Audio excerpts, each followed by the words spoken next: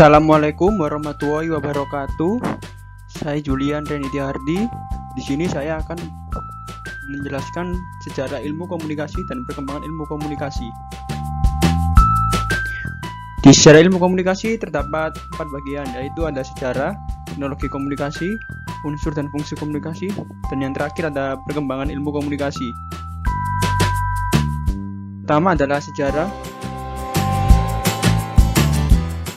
Sejarah ilmu komunikasi, di mana sejarah ilmu komunikasi ini adalah pada mulanya hanya merupakan upaya atau cara manusia menyampaikan ide, gagasan, kemauan, hasrat, dan lain sebagainya. Upaya tersebut hanya supaya manusia bisa saling berhubungan. Dan pada waktu itu, komunikasi tidak dianggap sebagai sesuatu yang harus diberi perhatian, dikaji, atau distrukturkan. Namun, pada abad ke-5 sebelum Masehi, di Yunani berkembang suatu ilmu yang mengkaji proses pernyataan antar manusia yang diberi nama retorika, yang berarti seni berpidato dan berargumentasi yang bersifat menggugah, atau seni yang menggunakan bahasa secara lancar untuk memengaruhi dan mengajak.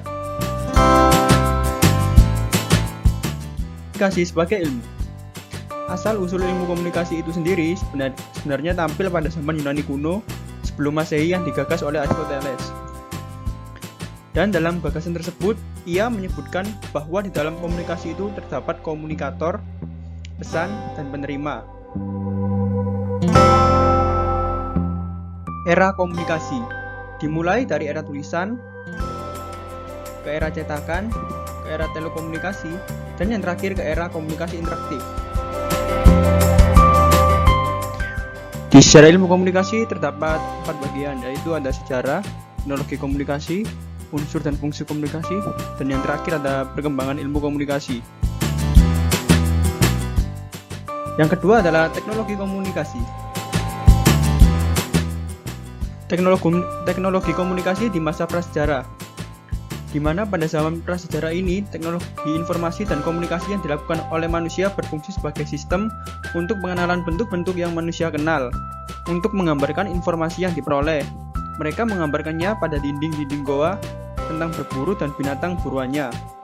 Pada zaman prasejarah mulai diciptakan dan digunakan alat-alat yang menghasilkan bunyi dan isyarat seperti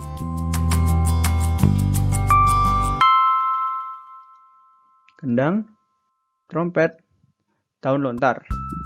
Dan ketiga alat ini adalah alat-alat komunikasi di zaman masa prasejarah.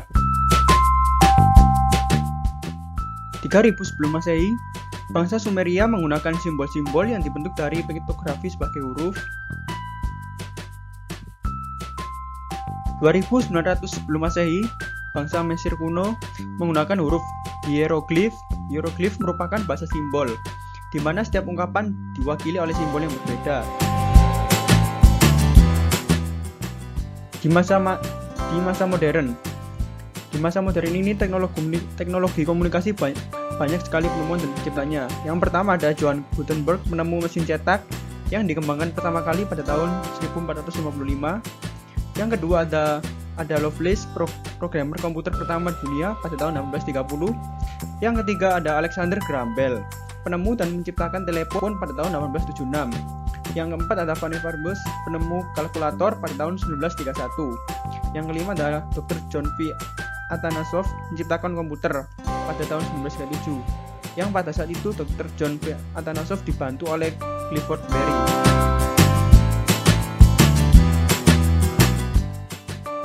Dan ini adalah tokoh-tokoh penemu teknologi komunikasi di masa modern.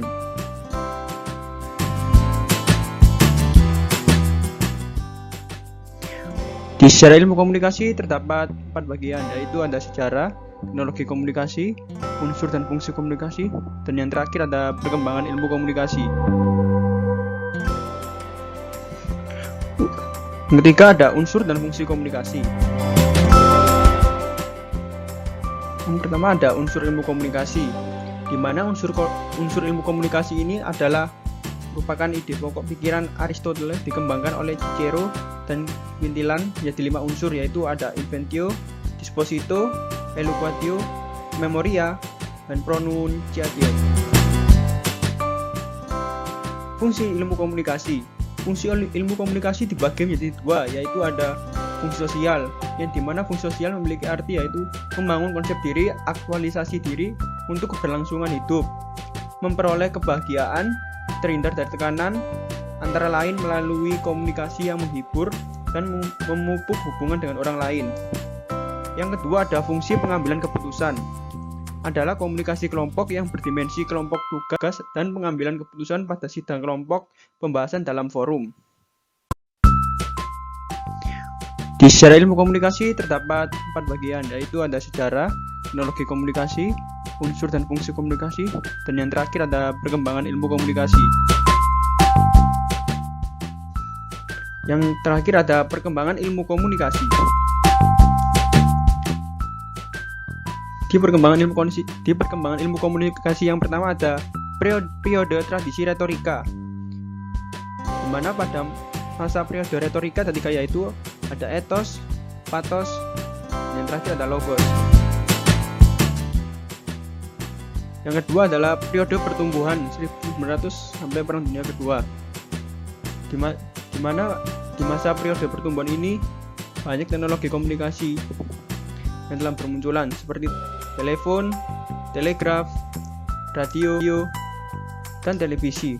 Dan keempat benda ini adalah penemuan di masa periode pertumbuhan di tahun 1900 sampai Perang Dunia Kedua. Ini adalah periode konsolidasi, yang dimana periode konsolidasi ini dimulai di masa Perang Dunia Kedua sampai 1960-an. Di masa periode konsolidasi ini adalah pendekatan ilmu komunikasi sebagai suatu ilmu pengetahuan sosial yang bersifat multidisipliner kristalisasi. Ilmu komunikasi ditandai oleh adopsi perbendaharaan, istilah yang digunakan, munculnya buku-buku dasar yang membahas tentang pengertian dan proses komunikasi, adanya konsep-konsep baku tentang dasar proses komunikasi.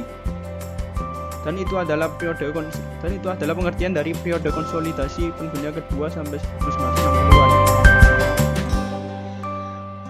Sekian dari saya penjelasan tentang sejarah ilmu komunikasi dan perkembangan ilmu komunikasi. Maafkan jika saya punya kata-kata yang salah. Terima kasih. Wassalamualaikum warahmatullahi wabarakatuh.